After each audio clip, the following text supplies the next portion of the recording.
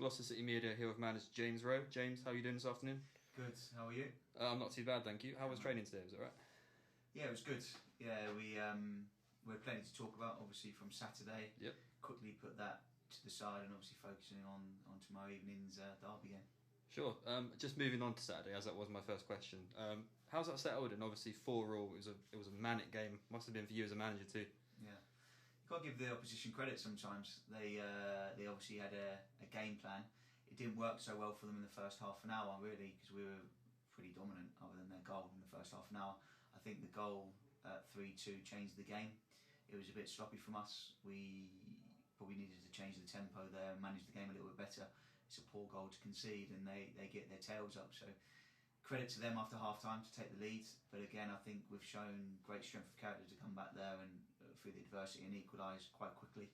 And really, on the balance of things in the last half an hour, we should win the game. And I think the statistics, I think it was 25 shots to 7 in the end. I think we done more than enough to win the game. But it was a great advert for the league, that's for sure. Coming out of the game as well was that we've now got the league's 2 top scorers in this building, of course. Matt on 8, Kwasi on 7. What do you put that down to? Obviously, the success. I think they've got 15 and 7 between them this season now. What do you put that down to? I think they combine really well. They've both obviously got their own attributes. They can bring their own weapons to the game, and I think to contain both of them has been challenging for many centre halves so far in this league. The pleasing thing for the team is if you've got 2 strikers in form like that, if they can get to a certain point of amount of goals that we know they can do, I think any team would have a chance with their strikers scoring that many goals. Everyone's buzzing about the front line, of course, but the defence is something that maybe, I'm sure you've probably put effort into it this week, of course. What sort of measures have you put in place to try and... I know we're limiting teams to chances, but obviously the clean sheets are yet to come. What measures have you put in place to sort of improve that this week? Well, first and foremost, I have to take responsibility as a manager, so I won't shy away from responsibility, never do. I think that I'm exposing them, the back three, probably more than perhaps they've had before in regards to 1v1 duels.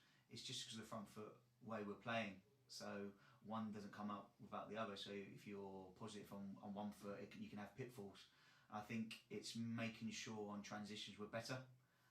We're locking in better, but also you've got to remember that the goals we're conceding are individual mistakes, and we're aware of that, and we need to cut them out.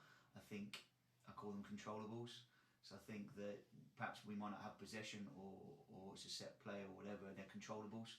So I think we can defend better from the controllables, that is set plays. It's making sure that we're not turning the ball over in silly areas and making sure we're organised. And it doesn't take a genius to work out that the goals we've conceded have been not of the quality that we expect. We know that as a group, but I said again on Saturday, it's not just the back three, it's the whole team. You defend as a whole team, and you could say the third goal's a great strike, for example, but there shouldn't be a switch of play from a throw-in. And also, we're obviously too deep as a back five when we've not done that all season. So you could break down each goal and say, yeah, this, that, this, but it's a team. And we're more than aware that we need to improve defensively. We will, but we mustn't focus purely on negatives. There's so many positives. We have to be balanced in our mind, and we have been today. And the lads have been honest about it, and we're going into the derby, top of the league, with a plus 12 goal difference. I'd rather focus on that and make sure we do the work behind the scenes, which we will. Yeah, of course. Going into the derby, surely there's no better way to obviously improve maybe a disappointing result on Saturday. How do you think the morale and resilience of the squad is going to fare in that one?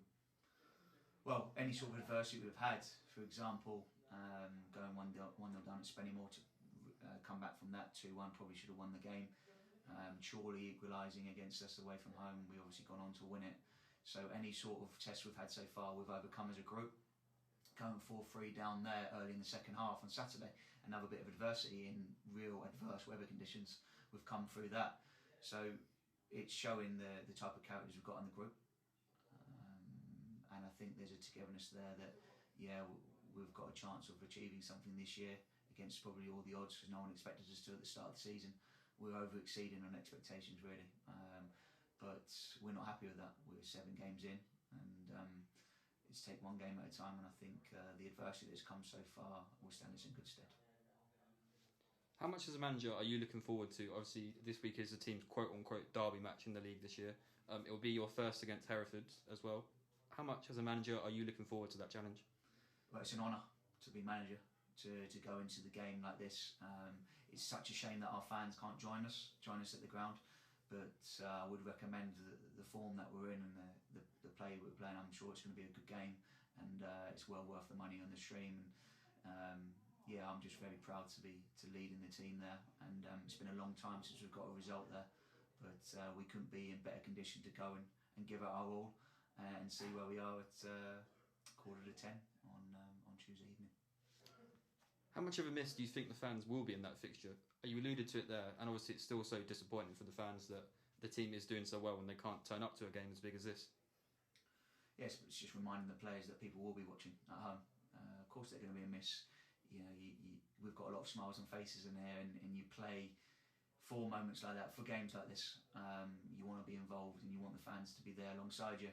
So obviously, it's clearly a miss, but it's reminding the boys that obviously the fans are watching at home and around the world, and we're going to obviously play for the badge, play for the club, and make sure we try and come out on top in the derby game, but not getting over the top of it. It is only a league game. Nothing will be decided tomorrow. It's definitely one for the pride tomorrow. And just finally, did you ever see this coming 7-8 games into the season? The team's top of the league, firing goals and still unbeaten. Did you ever see this coming at the start of the season? Well, we've got a self-belief. I think that's evident in the way we're playing, and that's important in any successful team. Who knows how far we can go? I think that we're early stages still. We're not even a third through the season. I think midway through January, back end of January, I think that's the halfway point. I think you can start setting objectives then, realistic objectives about, okay, what can we achieve? What do we need maybe to improve? What have we learned to achieve those objectives probably that we can set in January? We're obviously over-exceeding at the moment. No one gave us a chance to be top of the league where we are at the moment, but we're 7 games in. We've got a busy schedule coming up, and we're ready for it. Brilliant. Cheers, James. Thanks.